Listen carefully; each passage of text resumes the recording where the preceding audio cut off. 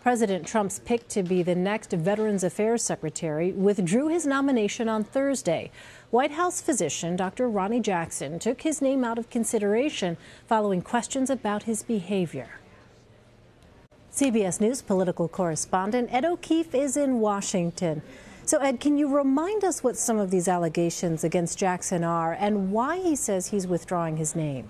Sure. Well, about 23 different members, current and former, of the military had come forward to allege things including a hostile work environment, concerns that the doctor may have been inebriated while on overseas presidential trips, and that he was inappropriately or perhaps excessively doling out sleep aids like Ambien or Percocet to White House officials and others on these overseas presidential voyages, mostly during the Obama administration. He denied especially the accusations of drinking on the job. One of the accusations was that he'd also damaged a government vehicle in the process of being drunk. But when he was found by reporters yesterday, he had denied that piece of it. But early this morning, pulled the nomination as we anticipated, saying essentially that, the political climate is just too hot and heavy right now, and that somebody like him just wasn't going to withstand scrutiny. He wanted the focus to get back onto the president and his priorities.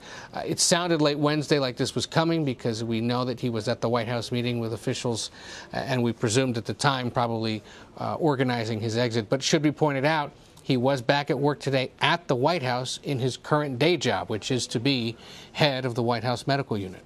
And Jackson has not conceded that he's done anything wrong. On Wednesday, White House Press Secretary Sarah Sanders said Jackson had a, quote, thorough vetting process. Do we know, Ed, how these allegations were vetted? We know that most of them, if not all of them, had come into the office of Montana Senator Jon Tester. He's the top Democrat on the Senate Veterans Affairs Committee. And basically, about this time last week and through the weekend, he started hearing from men and women in uniform or former military personnel who had described a series of concerns about how he operated the office, saying essentially that while he may have been, if you will, managing up, he wasn't as respectful or, frankly, as cooperative with his underlings, and that in some cases they allege was just essentially overseeing a hostile work environment. All sorts of blind quotes and unsubstantiated suggestions in this document. So we were, I know, a little cautious about it, and others were raising questions about how exactly we could verify this or whether we should even consider it. What Senator Tester told me and other reporters was essentially, look, these guys came to me. I didn't seek them out. They called the office. In some cases, my staff or I actually spoke with these people as they described what they were concerned about, and a lot of it matched up. And so they figured we have to get this out there. We have to share it with Republicans, which they did. And remember, a lot of Republicans on the Veterans Committee and senators overall were concerned already that the doctor was ill-equipped to actually lead the VA and its 350,000 employees across the country. While he's been running an office with 70 employees and has served 3 presidents, there was concern that didn't qualify him necessarily to run the department. Well, President Trump called into Fox and Friends Thursday morning. He lashed out at Senator Jon Tester, saying he's going to have a, quote, big price to pay, end quote, for leading the charge against Jackson. What have you heard, Ed? Does it seem like Senator Tester is concerned about facing repercussions for this politically in his state? He never said that, and the point he made repeatedly was, if these people hadn't come forward, I wouldn't have raised the concerns. I wouldn't have aired them as publicly as they have been. And he went to great lengths to point out repeatedly that he was doing this in consultation with the Republican chairman of the committee and his other GOP colleagues. But look, Tester comes from what we call one of the Big Five states that are represented by Democratic senators who are facing re-election this year in states that President Trump won by double digits in 2016. As the president pointed out in that Fox interview, he won it by more than 20 points. And he and Republican campaign operatives, those running for the Senate in Montana, believe that given that the president remains so popular out in Montana and in the other states like Indiana, Missouri, West Virginia, North Dakota, that anytime and every time he speaks out against the Democratic incumbent, it will help the Republican challenger. We'll see. Tester's already spent several million from his war chest for advertising that is already on the air to try to remind voters of what he's been up to for the last several years and why he should be reelected.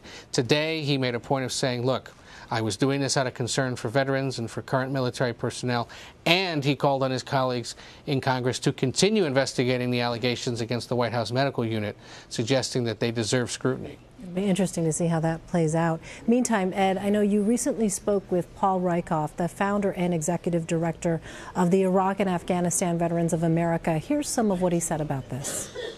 It seems like every 2 years or so, I'm on a television network talking about a new VA secretary after one has resigned or been fired after a scandal. So I think our community is exhausted.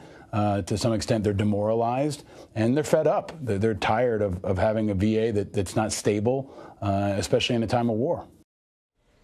Ed, what does he want to see happen with the VA? One of the things he doesn't want to see happen, Elaine, is the Trump administration's push to privatize more of the medical care and services that it provides to more than 9 million military veterans across the country. One of the big goals and promises of the administration is that they would find ways to enact what's called by supporters Veterans' Choice, which essentially would allow them to leave the VA system and go get medical care from a private doctor. Look, not every military veteran actually uses VA services. I think it's important to remind people who may not be aware of that.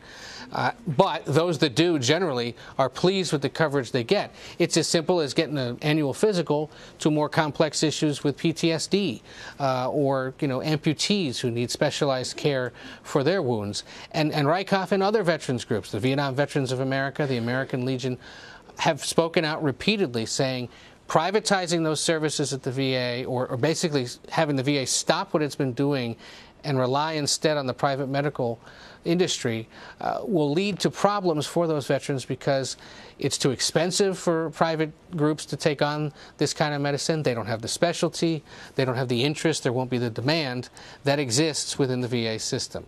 They also say whoever runs this organization has to be a top advocate for veterans. They believe that Dr. Jackson would not have been that, if only because he didn't necessarily understand the complexity of the organization and may have been in over his head. Right. Ed O'Keefe in Washington for us. Ed, thank you.